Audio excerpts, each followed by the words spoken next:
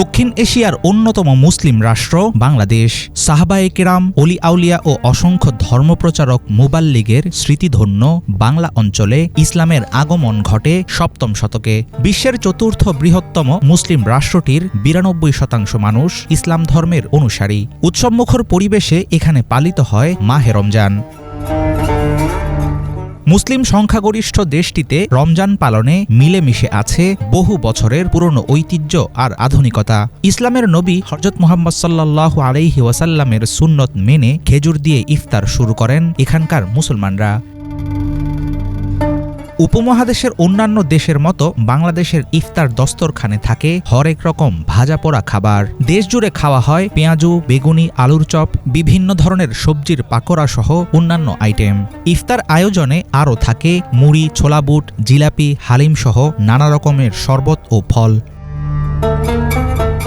বাংলাদেশে বর্তমান সময়ে ইফতারে যেসব খাবার খাওয়া হয় তার বড় একটি অংশ এসেছে পার্সিয়ান, মুঘল, আফগানি খাবারের তালিকা থেকে। এর মধ্যে আছে শরবত, নানরুটি, কাবাব, বিরিয়ানি, কোফতা, কোরমা, হালিম, জিলাপি, নিমকপাড়া ও সমোচার মতো কিছু পদ।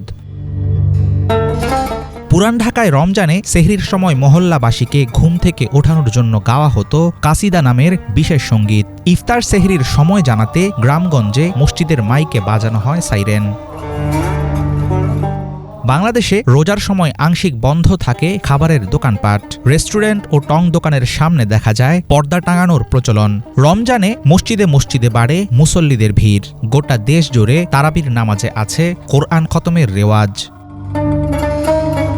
বিশ্বের বিভিন্ন মুসলিম দেশে রমজানে কমানো হয় জিনিসপত্রের দাম, কিন্তু দুঃখজনক হলেও এই মাসে বাংলাদেশে বেড়ে যায় কেনাকাটার খরচ। বেশিরভাগ সময় রমজানে দ্রব্যমূল্যের ঊর্ধ্বগতির ফলে হিমশিম খেতে হয় স্বল্প থেকে মধ্যম আয়ের মানুষকে।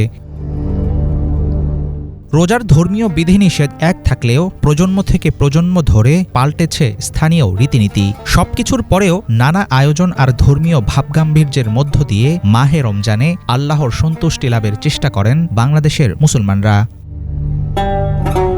হাফিজুল ইসলাম, বাংলা ভিশন।